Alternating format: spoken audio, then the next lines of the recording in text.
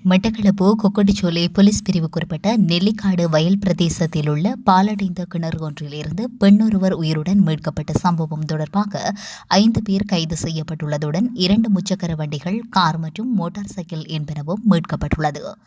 இந்த குழுவினர் மட்டக்களப்பில் நடைபெற்ற பல்வேறு கொள்ளைச் சம்பவங்களுடன் தொடர்புபட்டுள்ளதாகவும் போலீசார் தெரிவித்தனர். வவுனதீவில் இருந்து மட்டக்களப்பு நகருக்கு 3 வயது குழந்தையுடன் சென்ற இளம் தாய் ஒருவர் காணாமல் போனார். மறுநாள் வெள்ளிக்கிழமை குறித்த தாய் பாலடைந்த கிணறு ஒன்றில் இருந்து உயிருக்கு போராடிய நிலையில் மீட்கப்பட்டதுடன் அவரது குழந்தை வயல் பகுதியில் அழுது கொண்டிருந்த நிலையில் கண்டெடுக்கப்பட்டது. அதே கிணற்றிலிருந்து அழுகிய நிலையில் மற்றொரு பெண்ணின் சடலமும் மீட்கப்பட்டது. கிழக்கு மாகாண சிரேஷ்ட போலீஸ் மா அதிபர் வர்ண ஜெயசுந்தரவின் ஆலோசனையின் கீழ் மாவட்ட சிரேஷ்ட போலீஸ் அத்தியட்சகர் லலித் லீலாரத்னவின் வழிகாட்டலில் கிழக்கு மாகாண விசேட குற்ற விசாரணை பிரிவின் பொறுப்பதிகாரி மேனன் தலைமையிலான போலீஸ் குழுவினர் இது தொடர்பிலான விசாரணையினை முன்னெடுத்து வந்தனர். குறித்த சம்பவம் தொடர்பில் சிசிடிவி காட்சிகளை கொண்டு கடத்தலுக்கு பயன்படுத்தப்பட்ட முச்சக்கர வண்டி அடையாளப்படுத்தப்பட்டு அதன் உரிமையாளர் காணப்பட்டு விசாரணைகள் முன்னெடுக்கப்பட்டு வந்த நிலையில் வவுனதீவு போலீஸ் பிரிவுக்குட்பட்ட காஞ்சிரங்குடா வேர்க்கண்டச்சேனை பகுதியில் உள்ள வீடு ஒன்றில் இருந்து கணவன் மனைவி, கணவனின் சகோதரன் ஆகியோர் கைது செய்யப்பட்டனர்.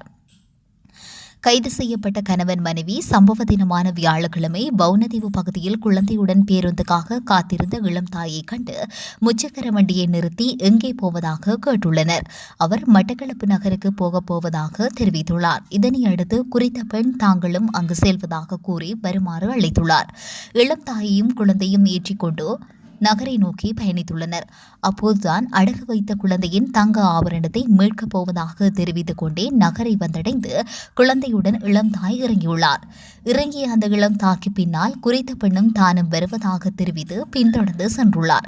அங்கு அவர் அடகு வைத்த தங்க ஆபரணத்தை மீட்டெடுத்துக் கொண்ட பின்னர் குறித்த பெண் தாங்கள் மீண்டும் வவுனதீவு செல்வதாகவும் உங்களுடன் இன்னொருவரை ஏற்றி குறைந்த கட்டணத்தில் கொண்டு சென்று விடுவதாக தெரிவித்து அவர்களை மீண்டும் ஆட்டோவில் ஏற்றியுள்ளார். வலையிறவு பாலத்தை அண்மித்த போது அவருக்கு மயக்க மருந்து கலந்த பழச்சாறு போத்தலை குடிப்பதற்கு கொடுத்துள்ளனர். அவர் அதனை வாங்கி குடித்ததை அடுத்து மயக்கமடைய ஆரம்பித்துள்ளார். இதன்போது கொத்தியாப்புலை பகுதியில் உள்ள வயல் பகுதியில் குழந்தையினை எறிந்துவிட்டு குறித்த முச்சக்கர வண்டி காஞ்சிரங்குடா சென்று அங்கு மயக்கமடைந்த பெண்ணின் சுமார் 4.5 பவுன் தாலி கொடியை கலட்டி தனது மனைவியிடம் கொடுத்துவிட்டு மனைவியை வீட்டில் இறக்கிவிட்ட பின்னர் வீட்டிலிருந்து தனது காரில் குறித்த பெண்ணை ஏற்றிக்கொண்டு தனது சகோதரனை கூட்டிக் கொண்டு சென்று நெல்லிக்காட்டு பகுதிக்கு கொண்டு சென்று கிணற்றில் பெண்ணை வீசிவிட்டு சென்றுள்ளனர். இதேபோன்று கடந்த 28ஆம் தேதி களுவாஞ்சிக்குடியிலிருந்து பட்டிருப்பு பாலம் ஊடாக முச்சக்கர வண்டியொன்றில் கணவன் மனைவியும் வந்து கொண்டிருந்த போது பட்டிருப்பு பாலத்துக்கு அருகில் பஸ்ஸுக்காக காத்திருந்த திக்கோடை 40ஆம் கிராமத்தைச் சேர்ந்த 45 வயதுடைய ரவி நலாயினி என்பவரை முச்சக்கர வண்டியில் ஏற்றிக்கொண்டு வந்து அவருக்கு குளிர்பானத்தில் மயக்க மருந்து வழங்கப்பட்டு அவரை காஞ்சிரங்குடா பகுதிக்கு கொண்டு வந்து அவரது சுமார் 7 பவுன் கொடியை கழட்டி எடுத்துவிட்டு குறித்த நெல்லிக்காட்டு கிணற்றில் வீசிவிட்டு சென்றுள்ளனர். இந்த பெண்ணிடமிருந்து கொள்ளையிடப்பட்ட தாலிக்கொடியை விற்பனை செய்து அதன் மூலம் கார் ஒன்றினை கொள்வனவு செய்துள்ளதாக போலீசார் தெரிவித்தனர்.